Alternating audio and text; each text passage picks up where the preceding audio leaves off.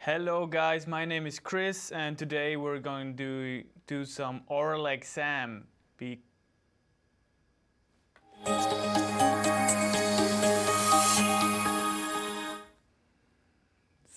Hi guys again. I'd like to welcome you in our brand new studio today. That's the first stream of mine in a brand new studio, so it's gonna be awesome, I hope. But we're gonna dive right into the exams. But first, we're starting off with the exam about traveling and tourism, and the subtopic is the impact of terror and travel warnings. So it's a present topic. I think it's easy to talk about because there is a lot of stuff in the newspapers today, on television, on social media, and so on. So just be sure to collect your ideas and focus during your preparation time, and then it should be no problem. So of course, we have the same structure as with every exam. First, there will be the introduction. I'm gonna ask, in this case, Dominic a few questions about his future plans and why he decided to do the A-levels. Then task 1 is about modern tourism. The situation in this case is that you are a travel agent and you have been asked to hold a presentation in front of your colleagues about modern tourism. And then, of course, you have your 3 bullet points as always. And what should you talk about is what tourism is and why traveling has become so popular in recent years, the different types and forms of tourism, and last but not least, the perils of traveling and tourism nowadays. The second task with this exam is the impact of terror and travel warnings. That's a dialogue, you all know that, role play dialogue between the examiner and the examinee.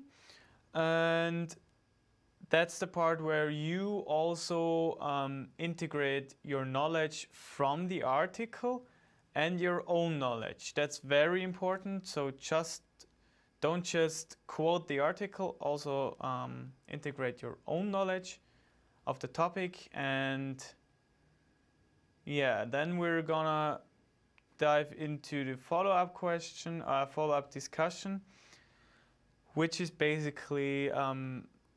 are basically personal questions to the examiner and from the examiner board. And yes, as always, we're gonna copy the articles in the description below. And yes, we're gonna start now with the first exam. Oh, and look in the other direction. Yeah, so since our set is quite new, Yes. something has to be. So just imagine I'm facing the other way. Am I facing now you? No, we actually should sit like this. I'm facing you now. Yes, now we are facing each other. Okay. Okay. So Really weird. Dominic, Yes.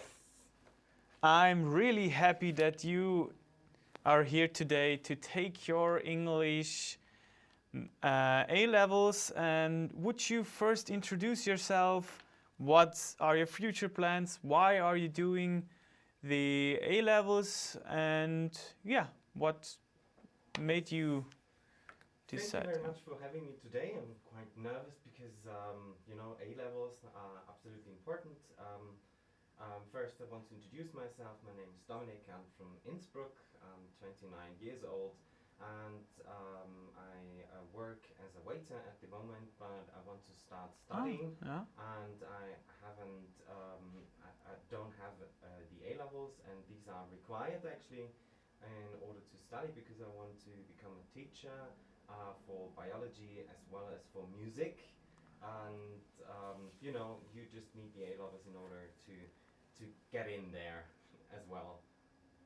Talking about my interests here, I'm very interested in nature. This is why I want to study biology on the teacher training program as well as music, because I play the double bass. So you know, Oh. the big violin one. Yes, And, yes, I know that. I decided that I take the exams there, which are these exams are in 2 weeks' time, I think so. Mm-hmm. And I still need to prepare, because I need to prepare a piece on my double bass as well as on the piano, and this is why I'm super nervous and stressed at the moment. But we will get through this exam. So you're Oh, something's wrong with my microphone, I think so. with your Can you microphone. put it up? Yeah, on the panel. Someone just said that. Christina Okay. just told me that that she can't hear me. Just a second. Thank you for telling us. I'm gonna put it up. Let's do a sound check with you. Yes. Christina, is it better right now? Better?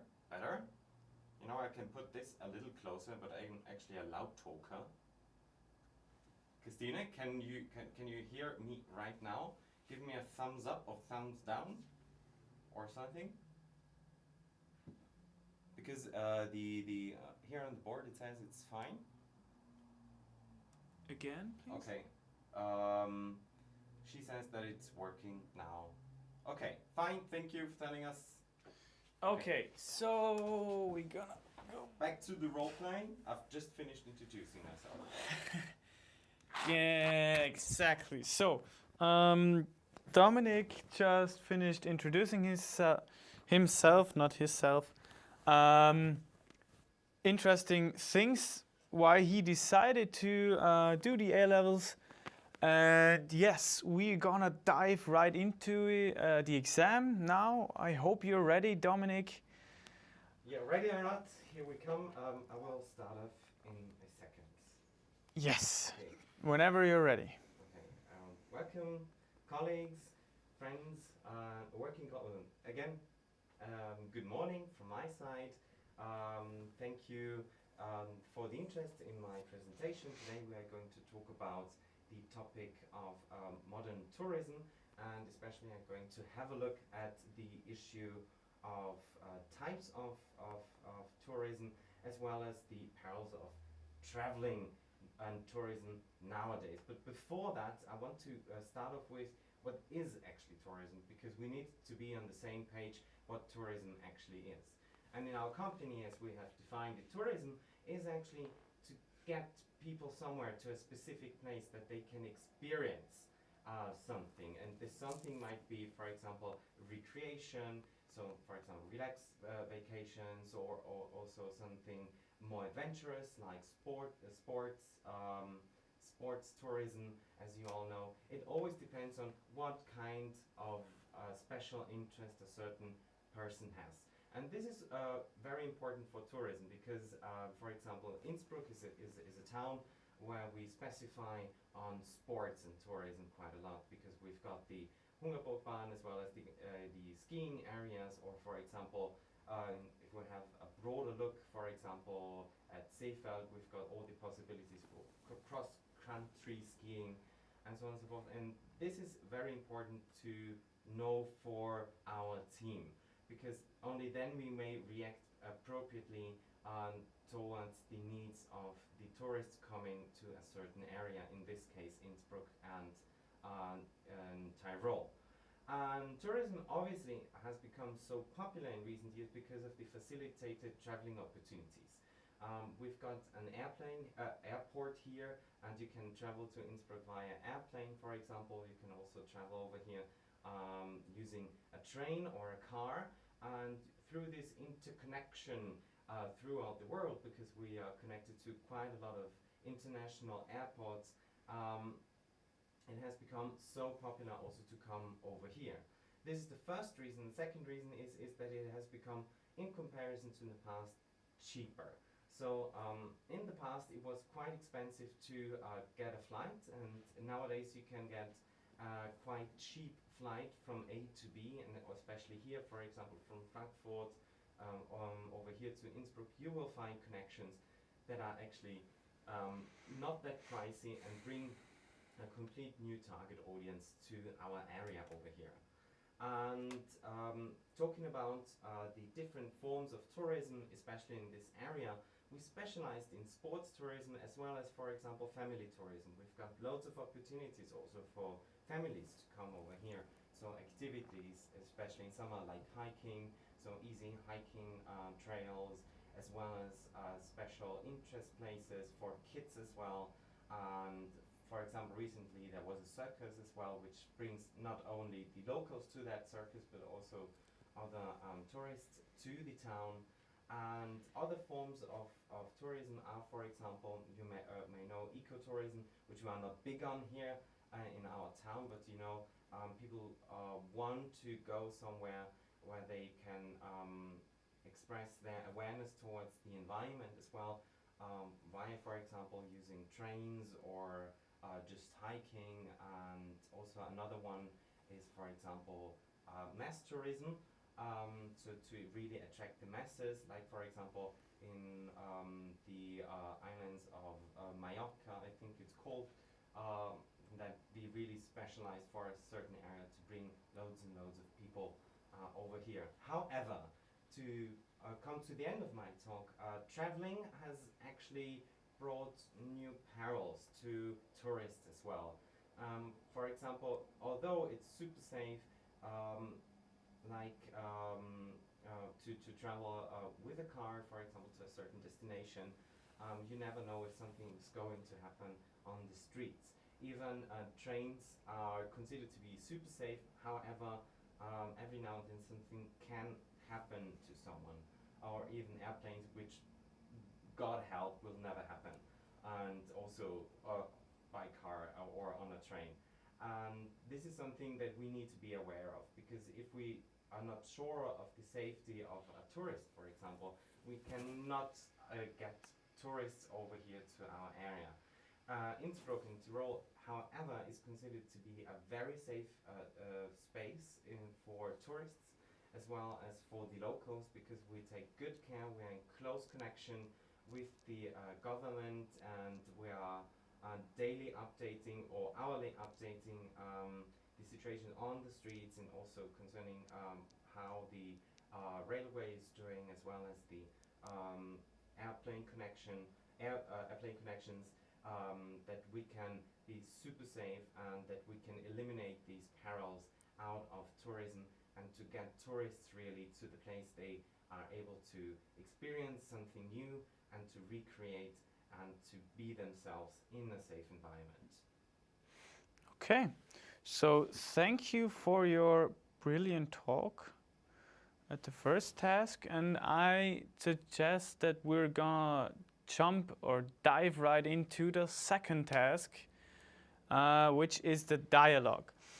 So we have certain perils, as you mentioned, trains, planes, so means of transport actually, that could cause us as a tourist harm or anything else. So, but what I really want to talk about now is, what is your opinion on how terror attacks influence our way, how we travel, or basically influence the tourism in general, or tourism in general? Yes, terror obviously is something very terrible because it has already the word in it. However, what we've seen over the past, there have been loads and loads of terror attacks in very popular places, like for example London, New York City, in Germany, and diverse cities. And obviously it has an impact on tourism in the first place. So people are obviously shocked in the first place, and then do not want to get to this travel destination at this specific moment. So for example, a month after a terror attack happened, a travel destination experiences some lack of bookings, because, or due to the reason that there recently has been a terror attack. However, this is not the worst case scenario for a location. For example, London, as a prime example, is an area that experienced loads of terror attacks of diverse over the years, not just looking back over the past few years, but over years, experienced loads of terror attacks of diverse forms. However, tourism blooms super in a really how do I phrase that? Tourism blooms there, and what is worse in comparison to that are actually natural disasters, because natural disasters, as it actually implies, are actually landscape changing disasters as well. But for example, we have had such an example, for example, in South Tyrol recently, when there has been a natural disaster. Oh, the word comes into my mind at the moment. Just give me a second. Like a mudslide? Yeah, a landslide. Thank you very much. Yeah. Yes, a landslide was there, and obviously people got afraid that the second one comes sooner or later again in this area, because it has been defined as a dangerous area. And this obviously makes people afraid to go there, not just them, but for a longer period of time, because you never know. The likelihood is there that it happens again, and natural disasters also destroy means of transportation. So in order to get there becomes also more difficult in comparison to London. Obviously, for example, airports where there were like controls there and identity checks. However, you were still able to enter the city. But here, for example, this specific area was then cut off of the earth, so to speak, and you could not come from A to reach A or B, this certain travel destination. And this is something we need to be aware of, and to be in close connection, obviously, with university, for example, because they do research on these bits and pieces. Not looking at this issue would be absolutely foolish. We need to have the exact pieces of information in order to react appropriately when something happens or if something happens, and then what can we do in order to prevent such a natural disaster like a slide, for example. And I guess that you can never be 100% sure that something happens, but you can at least prepare for something, or be prepared for a natural disaster. And this is something we need to consider, because it can happen in our areas as well. Okay. Thank you a lot for this interesting talk. Thank you for the vocal I was missing. Don't worry about that. That happens if you're nervous on your A levels. But now back in your role as you, I'd like to ask you a few questions. Yes. And the first question, I think, was that came to my mind during our talk was, do you think that staying at home is a better solution than traveling nowadays? Well, that is absolutely an individual matter, because I've got friends that absolutely love to go outside and to love to experience in their free time, or to see a new city, a new place, and other people just are able to relax when they are at home, switching on the TV and letting their mind drift away while watching, for example, a soap opera. But is it better or not? It is a highly individual matter, and I think the balance of it makes it work. If you're just going out there and just doing everything and running from A to B in every single minute of your free time, you will never appreciate this moment of just being on your sofa, just relaxing and enjoying yourself, or just existing in this moment. But what about you? What do you think? Is this something you could work with, as well. So would you rather stay at home to relax, or would you rather go somewhere else? I think in my interest, I'm a person that likes to travel, so I'd rather go outside because you can't predict when something like this is going to happen. You can't predict when a terror attack is happening or when a natural disaster is happening, so or will happen. If it's happening, you can't predict it because No, it's it. never. Yeah, but yeah. For myself, it's like this that at the moment I don't have the willingness actually to go somewhere because I'm just busy preparing for my A levels as well as for example the exam at the Mozarteum. And Yeah. so after that, after I'm sure that I can walk my way, my path to the future, I'm absolutely enjoying to go somewhere else. But for now, relaxing and really recreating myself is on the couch at the moment. Okay, yeah, interesting view. But I'd like to thank you, and we are going back now into analyzing the exam. All in all, I have to find my pen here.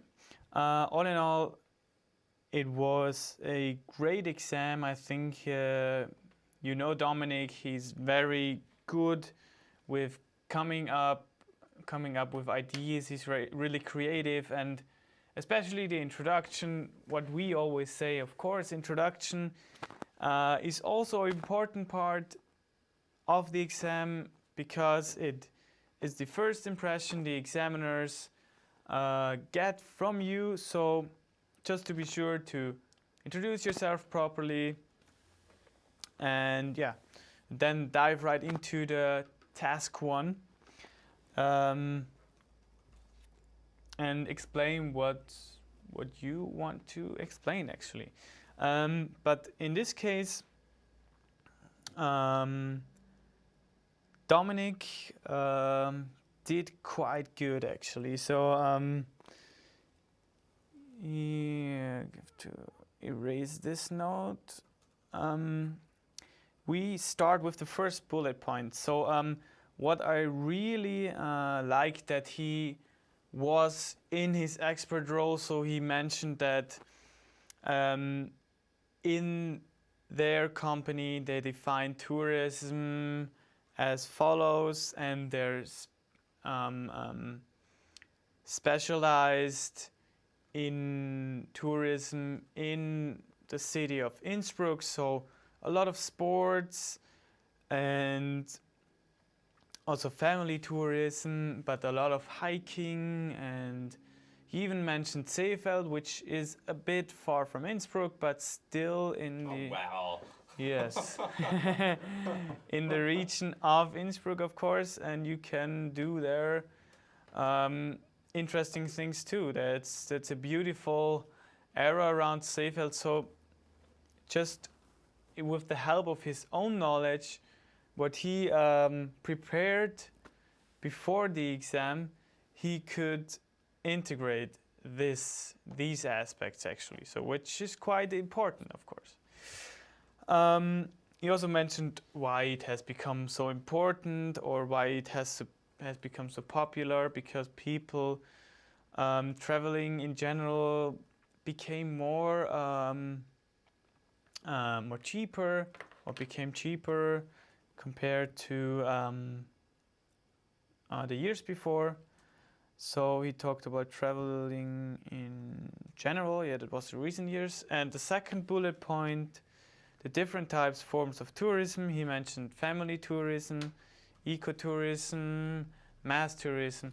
And if you know any other forms of tourism, please write them in your comments. I don't know if we have any comments right now. For example, extreme sport is something. Extreme sport, yeah. That could work. Yeah. And yeah, the different forms of tourism, they are actually in the Berufsreifeprüfung book. So it's, if you know these forms, all forms, you can really brag at your exam. And then the third bullet points, he mentioned perils, mostly trains and airplanes, but then also mentioned like natural disasters, terror attacks, and so on, which we also discussed in the next task, which is task 2, which is, I think he did really good on this. It was really interesting to talk to him. It wasn't just that he tried to explain something to me, but it was nothing thought up. He explained from his own experience and used the article, so that's how it should be in the oral exam.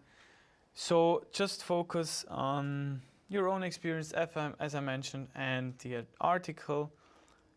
What Dominic did, he mentioned tourism, for example, and then he mentioned the connection between terror attacks and, in his example, London, that terror attacks don't really prevent tourism from happening. So tourism, he said, tourism still blooms in London, so there were a lot of attacks in London, but people are still visiting London. So and then he mentioned natural disasters, which he gave also an example, in this case South Tyrol with a landslide.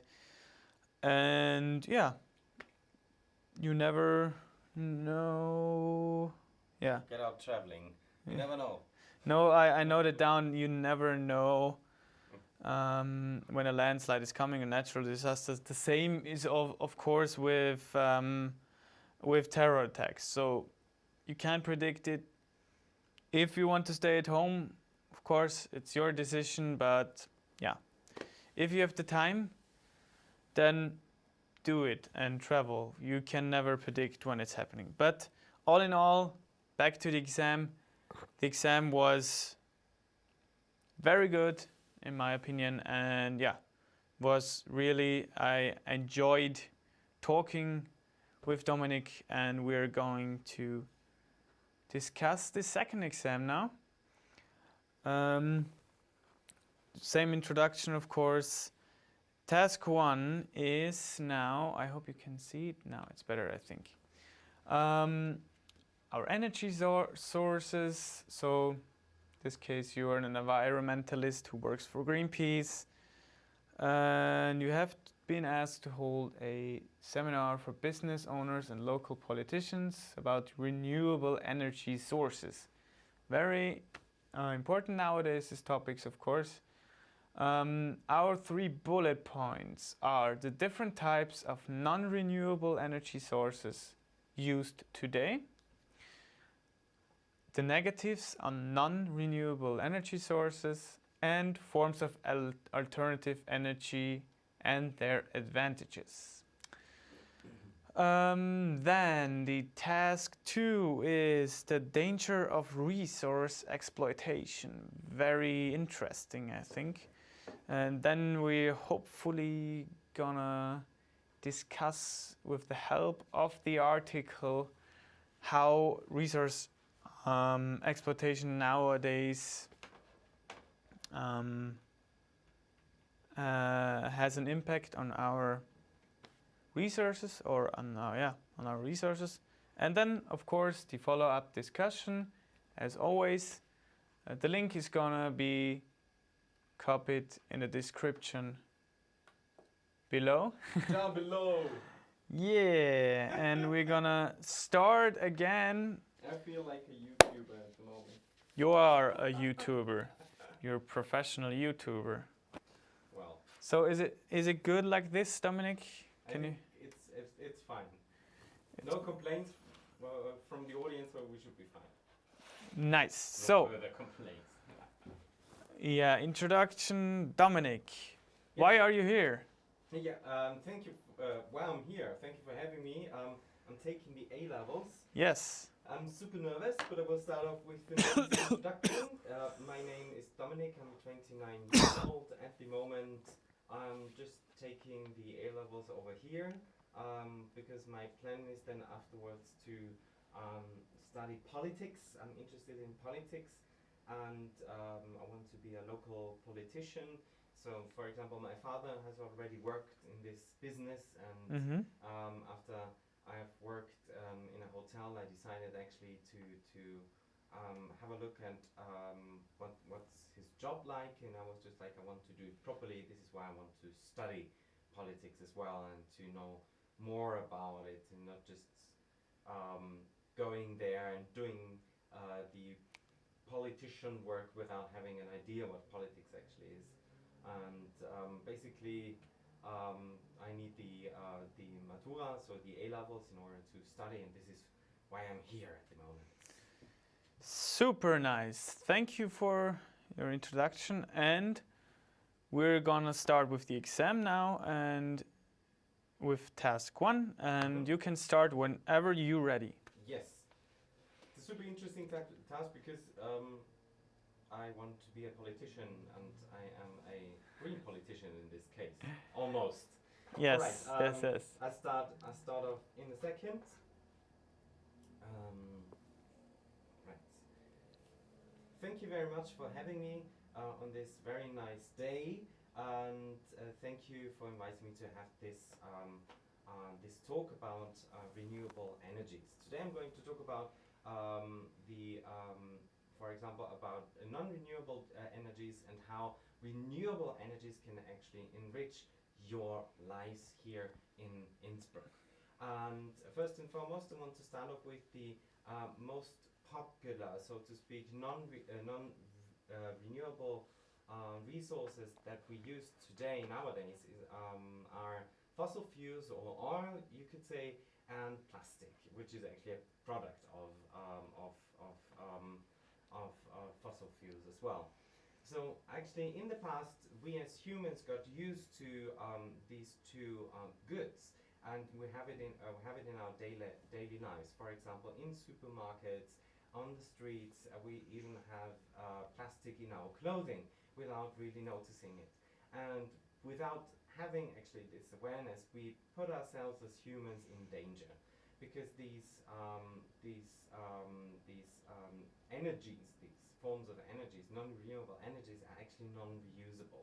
We know, for example, looking at oil, for example, we put it in a car and it just blows up in the air, and yes, we are able to travel from A to B, and in some cases even from A to overseas B. However, we actually, all of us are actually fall of the current environmental problems that we have at the moment, talking about air pollution and water pollution and so on and so forth. And this is something we really need to consider in the future, or not just in the future, right now, because we are having, due to pollution, for example, we are having problems. For example, glaciers are melting, the North Pole is melting. There's loads and loads of plastic in the oceans. Even here in the river in Innsbruck, we're able to see that people just throw stuff in there, and actually they could put it where it belongs. And the big danger is actually not in the first place these non-renewable energies. It's actually the lack of people's awareness for non-renewable energies. To put it in other words, like over the past 20 years, we are starting to become aware of this issue.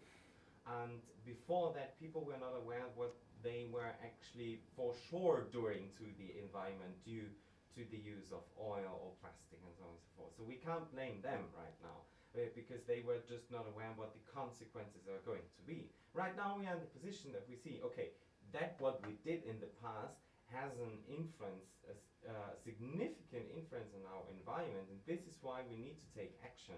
Otherwise, not just animals will die, nature will absolutely rot and will be destroyed, and we will destroy ourselves because we are dependent of what nature gives us in this world.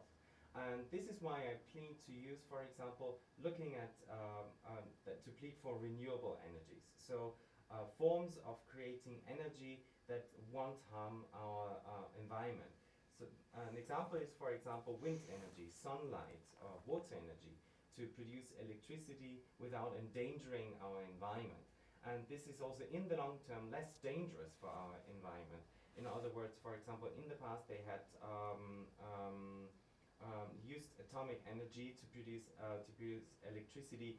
Now we see that okay, it works. Yes, it works, and it does.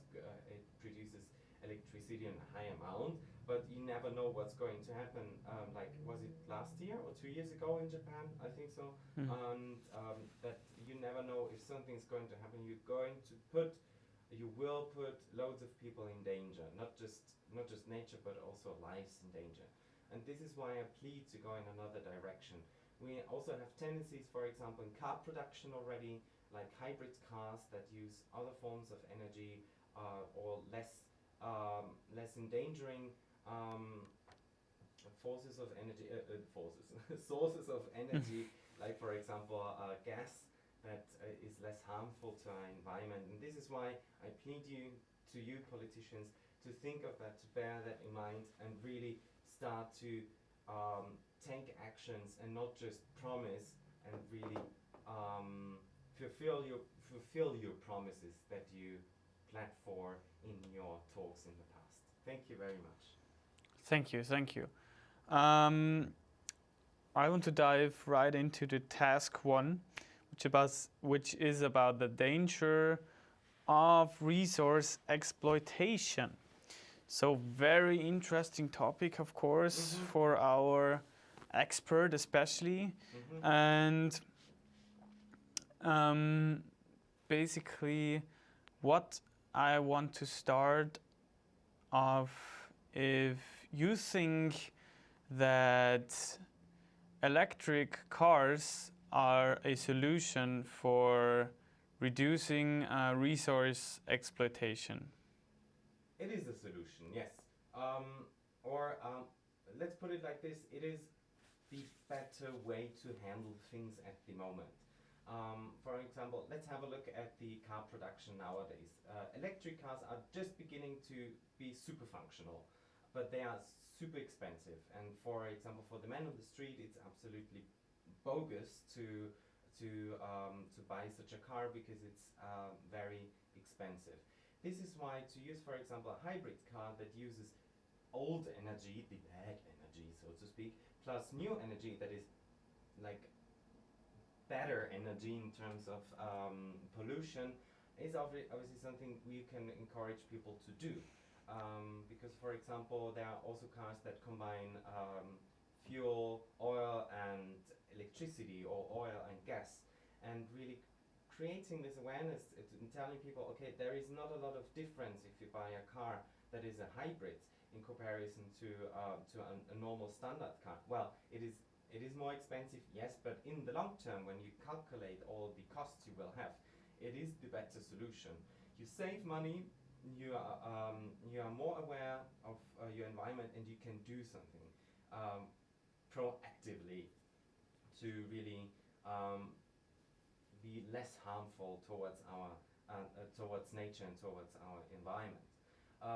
Because we've just got this one world, and where to go if this one is destroyed? That was very Greenpeace-ish. Yeah, that was actually. Yes, there is some time left, and I want to ask you that, in my opinion, there are a lot of missing pieces with the electric car industry.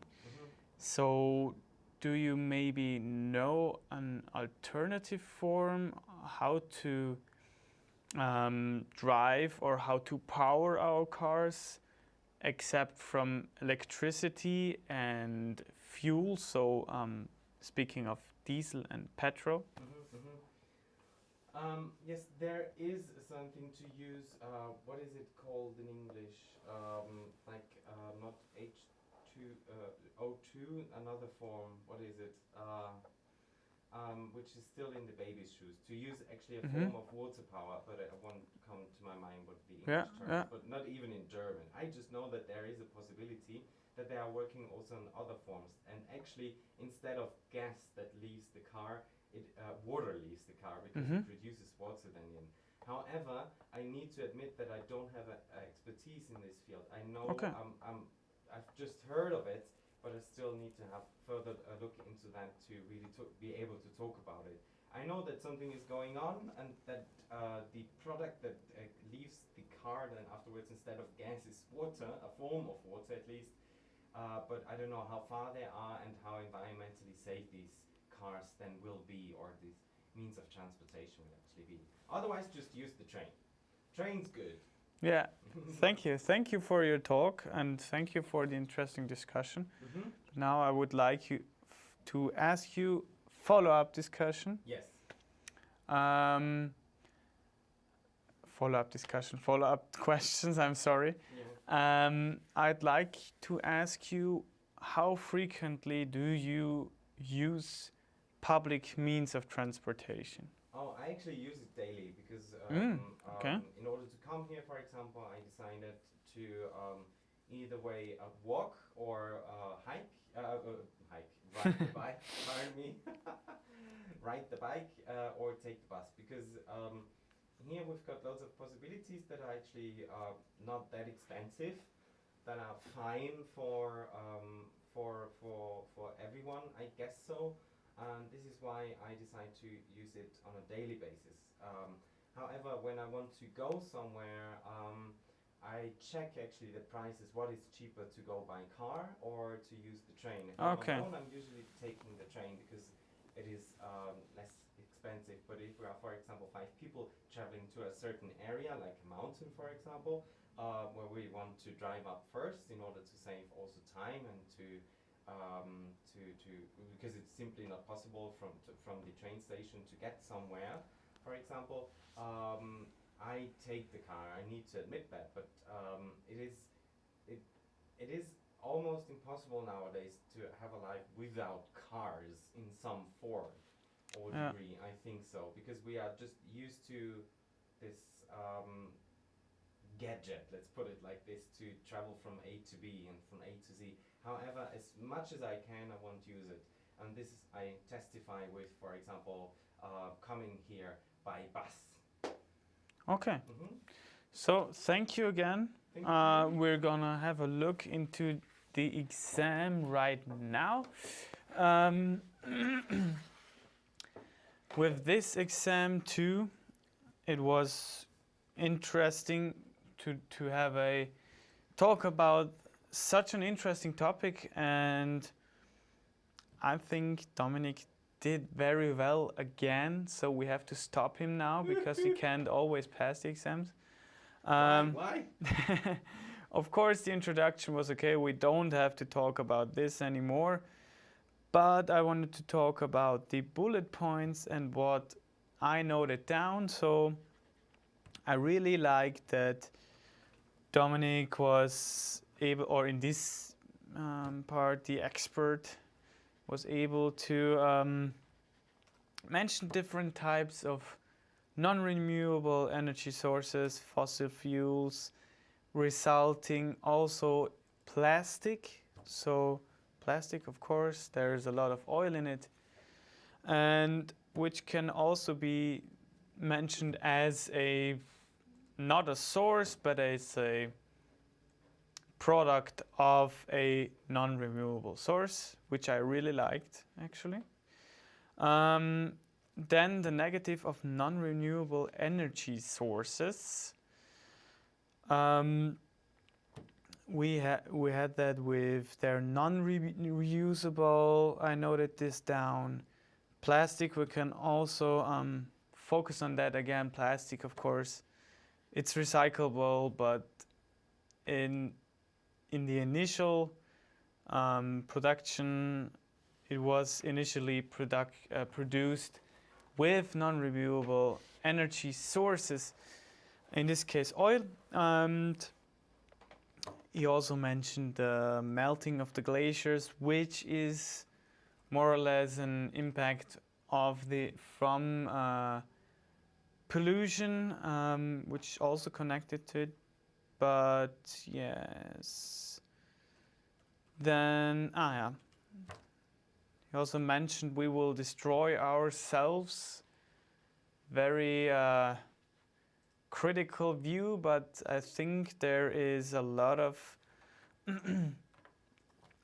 truth to it. So he mentioned to add his own thoughts about it.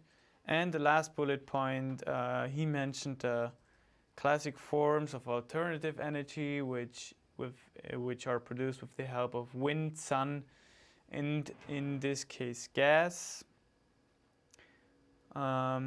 Yeah. But in this case, gas is also non-renewable because it is made out. Is that an alternative one, actually? Yes. It's non-renewable because it comes out of the sea, of course. All the old plants that are, you can look it up how gas is produced. It's not that difficult topics, but gas should be on the non-renewable list. Okay, task 2.